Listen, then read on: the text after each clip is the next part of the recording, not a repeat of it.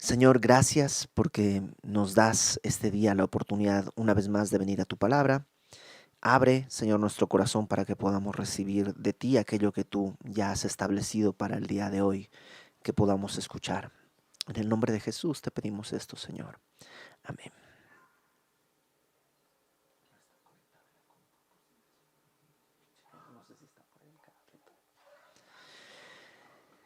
Primer libro de Samuel, capítulo 30. Ya estamos por terminar. La semana pasada nos habíamos quedado en que David ya como que se fortaleció en el Señor. ¿Te acuerdas que David venía un tiempo que había estado caminando un poco descansando en sus propias fuerzas?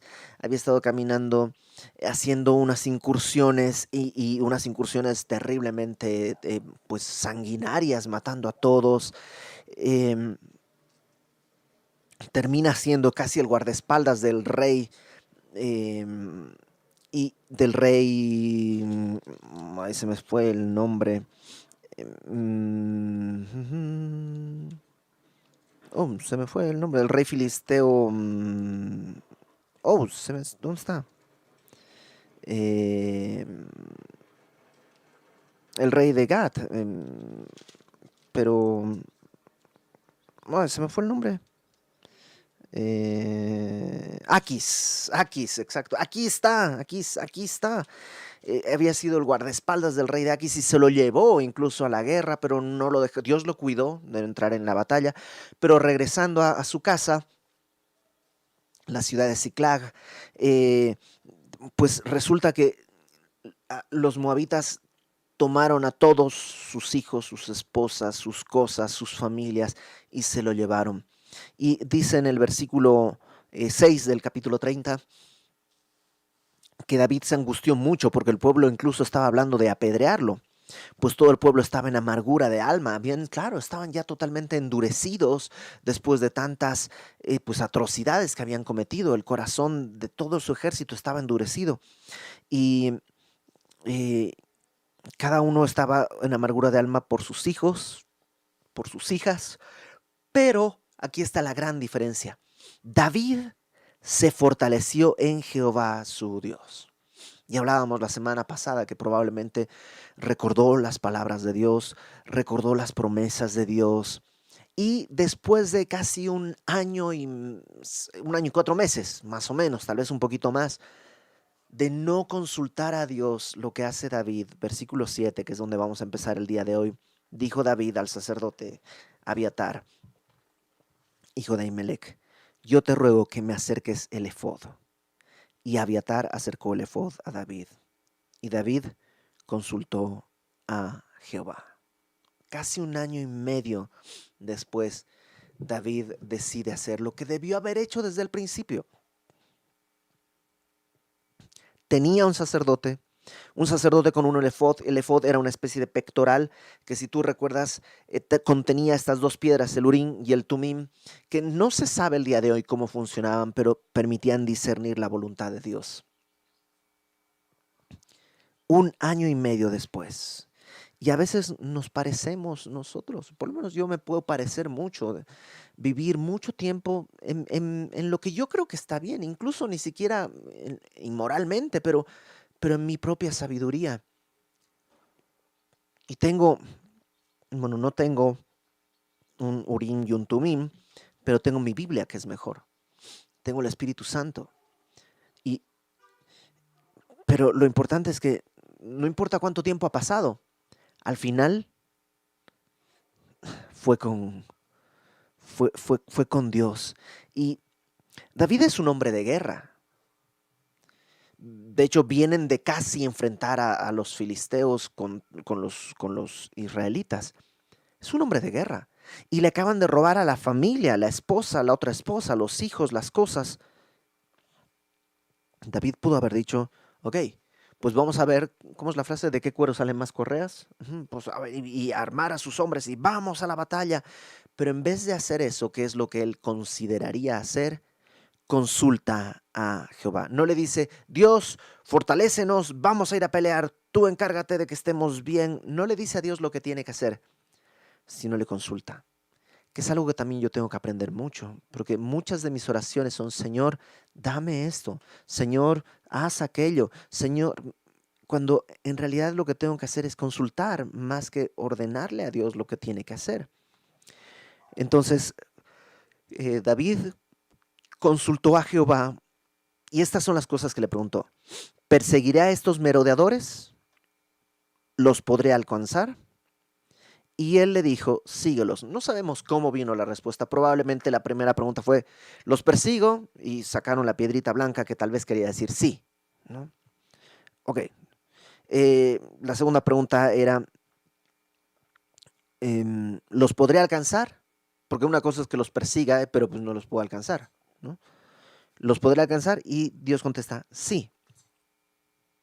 Síguelos porque ciertamente los alcanzarás. Entonces tal vez el sacerdote tomó las piedras después de las preguntas de David y le dijo, eso es lo que Dios está diciendo, ¿no? Le interpretó, síguelos, los podrás alcanzar y de cierto librarás a los cautivos. Y me encanta que David va restaurando todo en su vida. Número uno, su comunión con Dios. Y la comunión con Dios no está restaurada mientras no haya obediencia. Dios le dijo, síguelos, y entonces verso 9, partió pues David, él y los 600 hombres que con él estaban. Y me encanta que el liderazgo que él tiene nuevamente está restaurado. Pero no está restaurado de una manera artificial, sino que David dice, voy a hacer esto. Es como si David les dijera a sus hombres, Dios dice que vaya y que los persiga y los voy a alcanzar. Así que estoy saliendo. ¿Quién quiere venir? Y ellos lo siguen. Porque David no está confiando en, ok, pues entonces chicos, dice Dios que nos va, entonces vengan, vengan, vengan. No, Dios los va a entregar en su mano, con 1 o con 100 o con 600. David ya lo sabe, ya escuchó a Dios. Entonces él va y los hombres lo siguen, ¿no? Y llegaron hasta el torrente de Besor. Esto es unos 25, 30 kilómetros al sur de donde estaba, de Ziklag. Y 25 kilómetros, pues ya es una distancia considerable. O sea, ten en cuenta que él con su ejército caminó hasta el frente de batalla. Fueron unos 2, 3 días de viaje y luego 2, 3 días de regreso hasta donde está, hasta Ziklag. Y ahora, sin descanso, 25 kilómetros más al sur. Es un esfuerzo considerable. Y eran hombres pues de guerra, pero aún así es difícil. Y al llegar al torrente de Besor, donde se quedaron, dice, donde se quedaron algunos, y David siguió adelante con 400 hombres, porque se quedaron atrás 200, que cansados no pudieron pasar el torrente de Besor. Eran 600, se quedan 200, eso es una tercera parte de su ejército, que de por sí ya iba en desventaja numérica contra un gran ejército tal vez. Ahora 200 ya no pueden, llegan a la torrente de Besor, toman agua, y David dice, vamos. Y dice, no puedo cruzar el río. No podemos más. Y David dice, ok, mi fe no está en estos hombres. ¿Quiénes se tienen que quedar? Y 200 se quedan. Voy con los que siguen. Y los que siguen no es que están frescos como lechugas. También van arrastrando uno tras otro, pues su cansancio. ¿Son más fuertes que los 200? Sí, pero tampoco son Superman. Ni el mismo David. Pero ahí van y dicen, pues vamos. Y empiezan a caminar para, para buscar, ¿dónde? Pues no sé. O sea, David solo dijo, persíguelos. Digo, Dios solo dijo, persíguelos. Pues se fueron por allá. Pero pues el mundo es ancho y ajeno.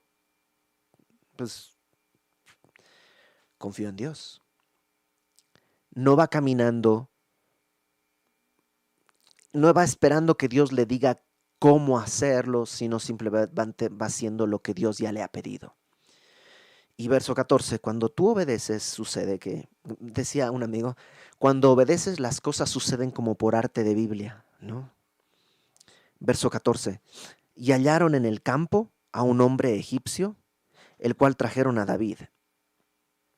Y él le dieron pan, comió y le dieron a beber agua.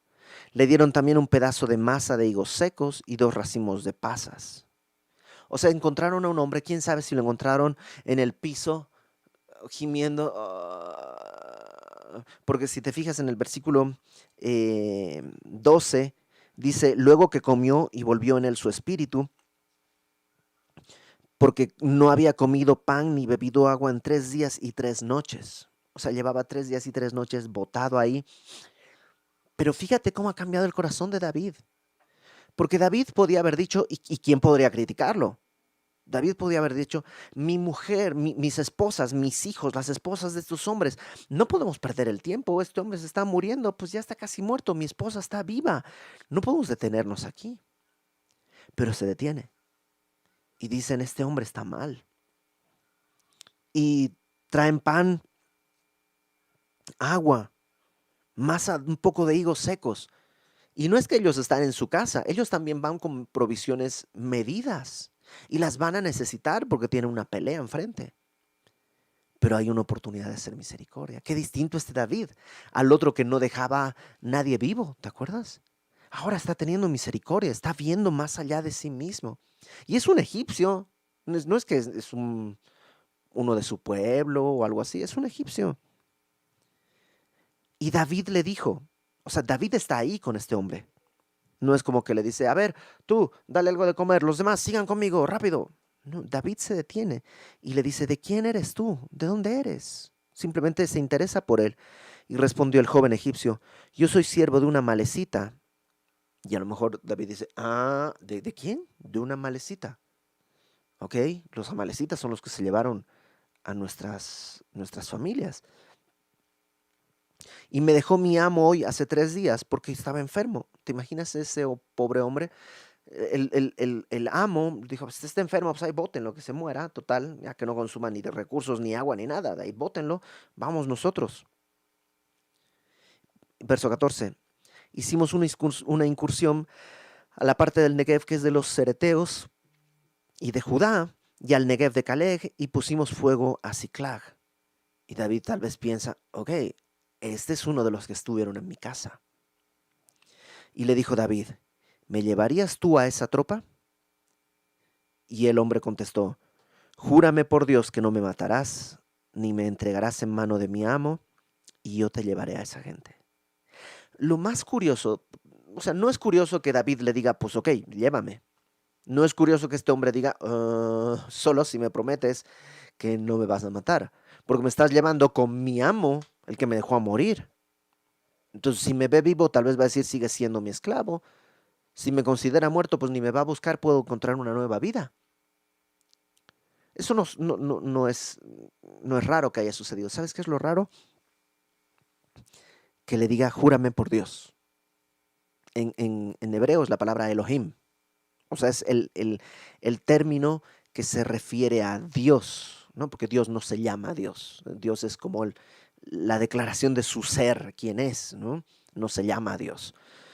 Y dice, júrame, no por mis dioses egipcios, por Ra o no sé cómo se llamarán los dioses egipcios, sino por tu Dios. O sea, es un estándar mucho más alto. Lo llevó pues, y he aquí que estaban desparramados sobre toda aquella tierra, comiendo y bebiendo y haciendo fiesta por todo aquel gran botín que habían tomado de la tierra de los filisteos y de la tierra de Judá. Cuando los encuentra, ya están pues pensando que están en un territorio seguro y están comiendo y bebiendo, felices porque no solo habían saqueado Siclag, sino otras poblaciones y venían con muchísimos recursos. Incluso hombres y pues, niños, mujeres, para vender como esclavos. Verso 17. Dice que los vio haciendo fiesta en el verso 16 y David pudo haber dicho, pues mañana que, que estén borrachos atacamos. Pero no está confiando en que estén borrachos. No los va a derrotar porque están borrachos. Los va a derrotar porque Dios dijo. ¿Mm? Y dice el verso 17, los hirió David desde aquella mañana hasta la tarde del día siguiente. La palabra mañana, en el verso 17, desde aquella mañana, esa palabra es una palabra muy ambigua. Puede indicar tanto la mañana como el atardecer. porque es una palabra que describe el viento que sucede al amanecer y describe el viento que sucede al atardecer. Entonces, algunas versiones traducen esto desde la noche hasta el día siguiente, hasta la tarde del día siguiente. Otras versiones traducen desde el amanecer hasta la siguiente tarde. Acuérdate que en la mentalidad judía, al caer el sol ya es un nuevo día. Entonces, pero no es la mañana del nuevo día, es la tarde del nuevo día. No sé si me explico, ¿no? O sea, hoy para nosotros es miércoles por la noche. Para un judío, ahorita es jueves ya, porque ya está en el día siguiente. Entonces es ambigua esta manera de traducir. No es muy probable que hayan batallado desde temprano en la mañana hasta la tarde del día siguiente, o sea, pues todo el día y todo el día siguiente. No es probable. Lo más probable es que haga referencia a que uno durante la noche atacó, al atardecer atacó y continuó la batalla hasta la tarde del día siguiente, o que directamente al amanecer del día comenzó el ataque y duró todo el día hasta la tarde, alguna de las dos. De todos modos, no importa. Lo importante es que a pesar del cansancio, confiando en el Señor, se lanzaron al ataque. ¿Y qué pasó? Verso 17 dice, y no escapó de ellos ninguno, sino 400 jóvenes que montaron sobre camellos y huyeron. 400 hombres. A ver, si no escapó ninguno, solo 400 quiere decir que había mucho más de 400. Porque si no dirían, casi todos pudieron huir, menos los que alcanzaron a matar. Eso quiere decir que era un número mucho mayor que el que tenía David. Pero ganaron, porque Dios lo dijo así. Verso 18. Y libró David todo lo que los amalecitas habían tomado, y asimismo libertó David a sus 2 mujeres, y no les faltó cosa alguna, chica ni grande, así de hijos como de hijas del robo, y de todas las cosas que les habían tomado, todo lo recuperó David. David no solo recuperó lo que era suyo, sino incluso cosas que habían tomado de otras poblaciones, ahora las tiene todas. Y dice el verso 20, tomó también David todas las ovejas y el ganado mayor, y trayéndolo todo delante decían, este es el botín de David. O sea, no solo tuvo lo suyo, sino que acrecentó.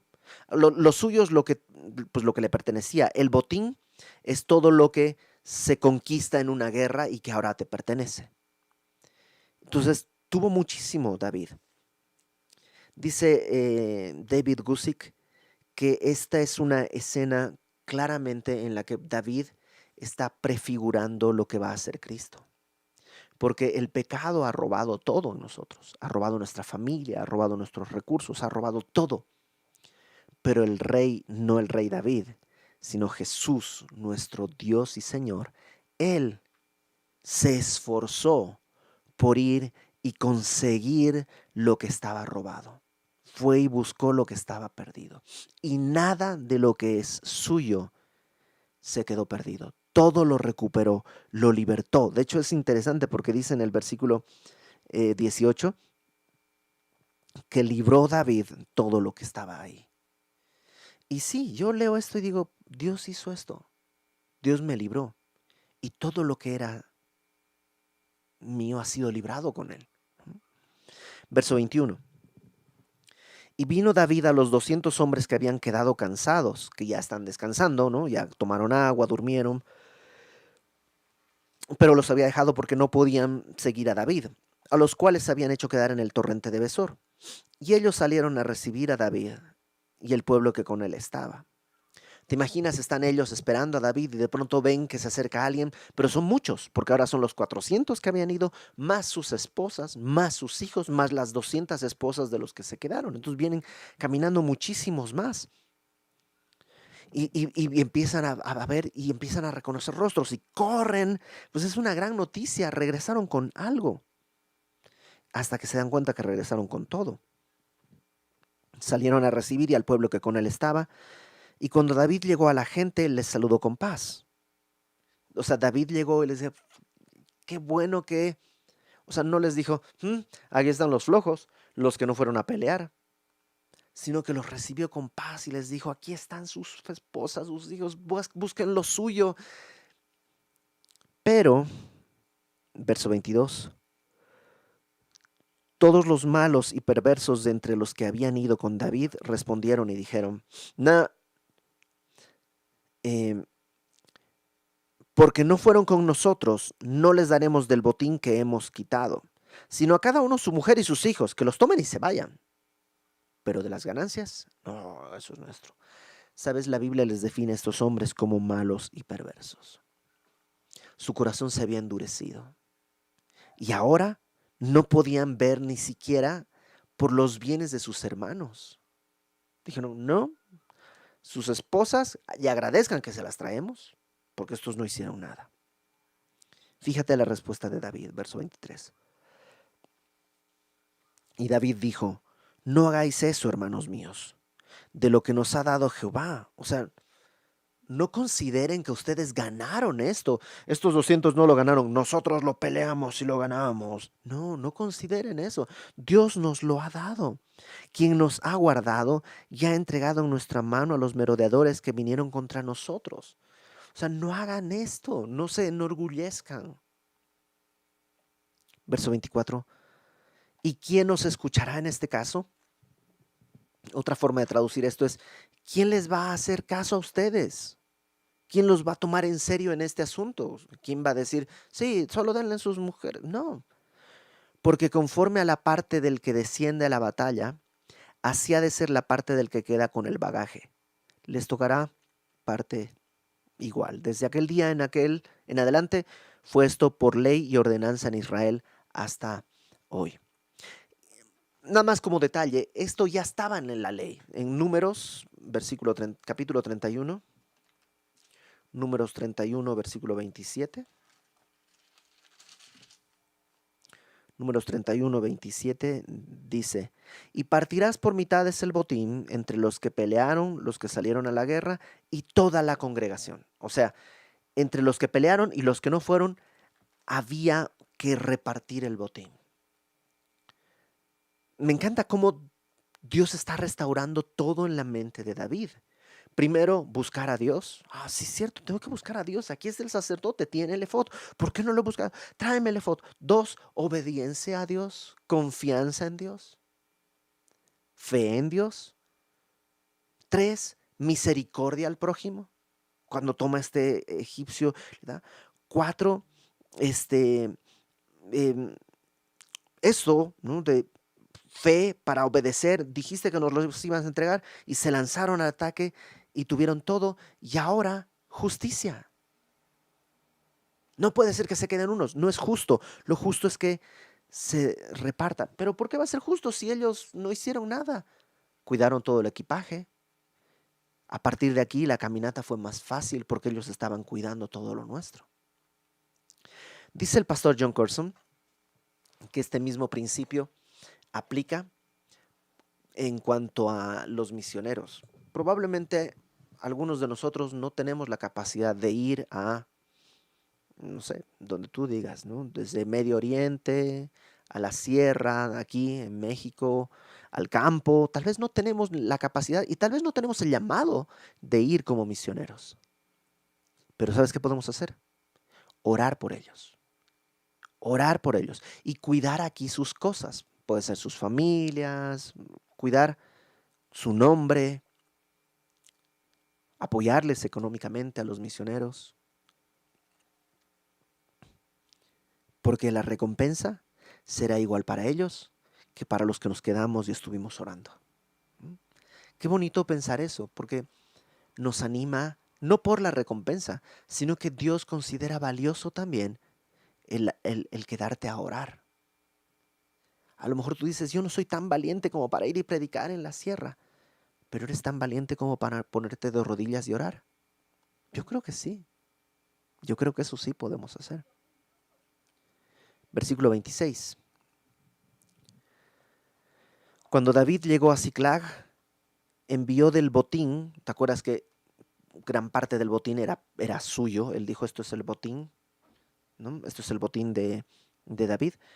Dice, envió el botín, gran parte, a los ancianos de Judá, sus amigos, diciendo, he aquí un presente para vosotros del botín de los enemigos de Jehová. Lo envió a los que estaban en Betel, en Ramot del Negev, en Jerameel, en las ciudades del Ceneo, en Orma, en Corazán, en Atac, en Hebrón, en todos los lugares donde David había estado con sus hombres.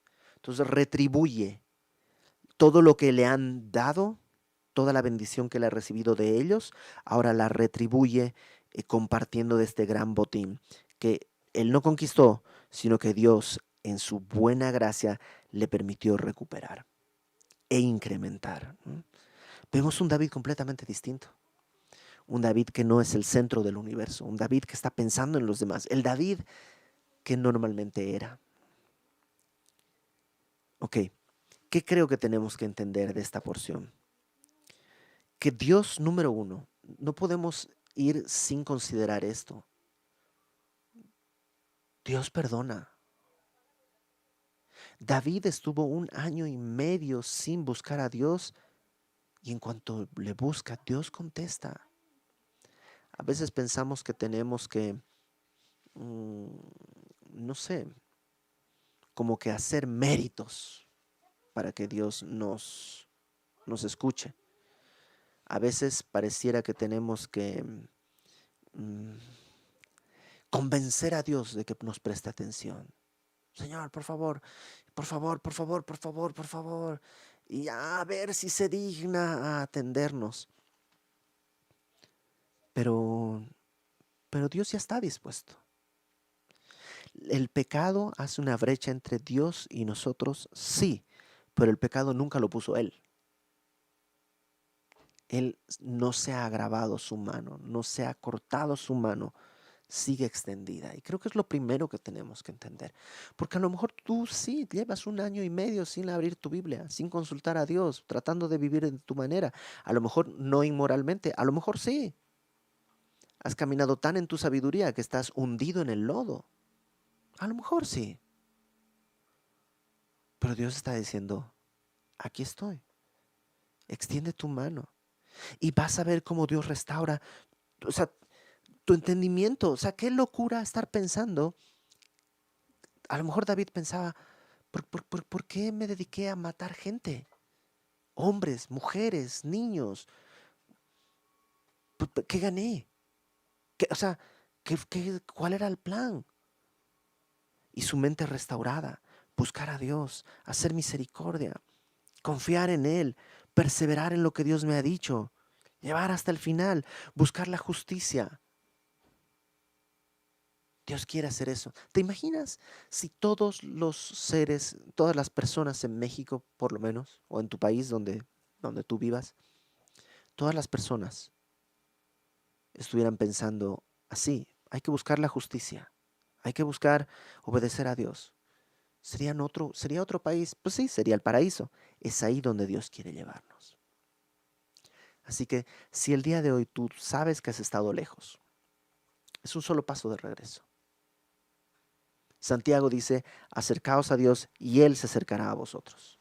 Ni siquiera tienes que corretearlo a ver si lo alcanzas, porque nadie lo puede alcanzar. Él se dio por nosotros. Vamos a orar.